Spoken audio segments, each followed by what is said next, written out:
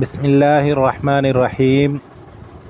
حدیث نبوی صلی اللہ علیہ وسلم عن ابی امامۃ رضی اللہ عنہ قال ذکر اصحاب رسول اللہ صلی اللہ علیہ وسلم یوما عنده الدنیا فقال رسول اللہ صلی اللہ علیہ وسلم الا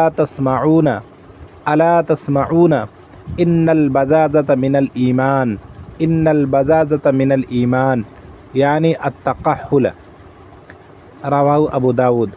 حضرت ابو امامہ رضی اللہ عنہ فرماتے ہیں کہ رسول اللہ صلی اللہ علیہ وسلم کے صحابہ نے ایک دن آپ کے سامنے دنیا کا ذکر کیا تو رسول اللہ صلی اللہ علیہ وسلم نے ارشاد فرمایا، غور سے سنو، دھیان دو، یقیناً سادگی ایمان کا حصہ ہے، یقیناً سادگی ایمان کا حصہ ہے۔